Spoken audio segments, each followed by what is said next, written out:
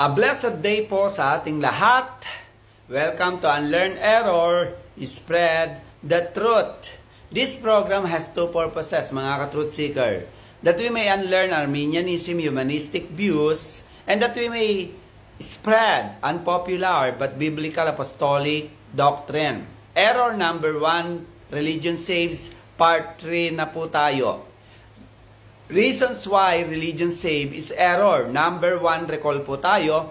Why religion save is error. Number 1, the absence of the word religion in ancient times suggests that religion is not God's solution for saving sinners. Number 2, the electing love of the Father is the very root cause of a sinner's salvation, not religion. Number 3, religion plays no part in predestining us. Number 4, the redeeming grace of the Son saves sinners, not religion. Number 6, religion will never save us, only the gospel has the power to save us. So tuloy na po tayo sa part 3, continuation po. Why religion saves is error. Number 7, the promised seed saves sinners. The promised seed saves sinners, not religion. Na magkasala po si Adan at si Eva, mga ka-truth seeker, walang ipinayo ang Diyos sa kanila na magreliyon, walang ipinayo ang Diyos na sila ay sumamba, walang ipinayo ang Diyos na sila ay manalangin, walang ipinayo ang Diyos na sila ay magtayo ng reliyon o umanib sa tunay na reliyon. At lalong walang ipinayo ang Diyos na sila ay maging reliyoso o maging palasambahin, paladasal at maging matulungin, etc. Ang solusyon para maligtas sila ay ang pangakong binhi, hindi reliyon. Genesis 3:15. At papag-alitin ko ikaw. Sino tinutukoy na ikaw dyan? Ang diablo. At ang babae. Sino tinutukoy na babae dyan? Si Eva. Hindi po si Maria ang tinutukoy na babae dyan, katulad ng pagkaturo ng mga kapatid nating Katoliko. Si Eva ang tinutukoy na babae dito. At ang iyong binhi at ang kaniyang binhi, ito ang dudurog ng iyong ulo. Meaning, ang binhi ng babae, walang iba kundi si Jesus, hindi si Maria ang tinutukoy. Ang dudurog ng ulo, kapangyarihan, paghahari ni Satanas at ng sin at kamatayan sa buhay natin. At ikaw ang dudurog ng kaniyang sakong Satanas. Meaning, si Satanas at ang binhi ng diablo ang mananakit ang magpapako sa krus sa nag-iisang binhi na magiging sanhi ng pagbububo ng dugo at kamatayan ng binhi na si Jesus para mabayaran ng ating mga kasalanan at mapatawad tayo at tayo ay maligtas. Hindi reliyon ang makakapagligtas sa atin. Hebrews 9:22. Genesis 3:21. At iginawa ng Panginoong Diyos si Adan at ang kanyang asawa. Ano ibig sabihin nito? Meaning, na magkasala si Eva at si Adan, ang solusyon ng Diyos para maligtas sila ay, gawan sila ng damit at damitan sila. So, meaning, ito ay larawan ng salvation is God's work at God's provision. Hindi reliyon ang gumawa ng ating ikaliligtas. Basahin po natin yung susunod. Ginawan sila ng Panginoon ng mga kasuutang balat ng hayop at sila'y dinamitan. Ano ibig sabihin nito? Ito ay larawan ng pangakong binhi at tagapagligtas na magbububo ng dugo para sa pagpapatawad ng ating mga kasalanan. At ito ay larawan ng pagkamatay ng binhi para tayo ay maligtas sa kasalanan at makaligtas tayo sa puot ng Diyos. Hindi reliyon ang basis, cause, requirement para maligtas si Eva at si Adan. Galatians 3:16. At sa iyong binhi na si Jesucristo Abraham. Ano ibig sabihin yan? Galatians 3:16. Meaning, ang binhi ni Eva, at ngayon ay tinatawag na binhi ni Abraham, sa panahon ni Abraham, ito ay ang Kristo, na ang ibig sabihin ng Kristo ay pinahira ng langis o pinili na tagapagligtas. Why religion saves is error.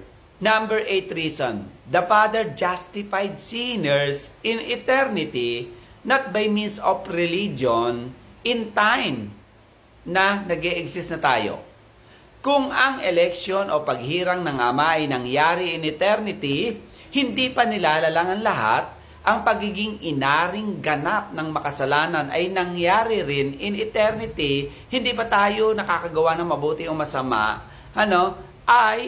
nangyari na ito, hinirang na tayo ng Diyos. Ephesians 1:3, Blessed be the Father, God of our Lord Jesus Christ, who hath blessed us with all spiritual blessing in heavenly places. Ano ba ang Greek word ng heavenly places? Eporanius, above the sky, sa itaas ng sangkalangitan, in Christ, meaning ang Ama at ang Panginoong Hesus ay may pag-uusap at may tipanan sa sangkalangitan in eternity. Ito ay tinatawag na covenant of grace o sovereign grace, na ang lahat ng spiritual blessings ay dahil sa pakikipag-isa o spiritual union natin kay Jesus in Christ. Makikita natin yan sa salitang in Christ o sa Tagalog ay sa loob ni Kristo, in union with Christ. Ephesians 1:4, ayon sa pagkapili ng Ama sa atin sa Kaniya, bago itinatag ang sanlibutan in eternity, hindi pa tayo inilalalang, upang tayo'y maging mga banal at walang dungis sa harapan niya sa pag-ibig.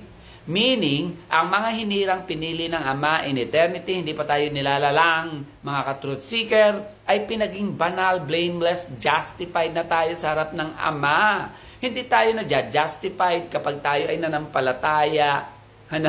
Nangyari na, hindi pa tayo pinapanganak, justified na tayo ng Ama because of the promise, redemption of the Son. That is the framework of the sovereign grace. Paano tayo napawalang sala ng Ama?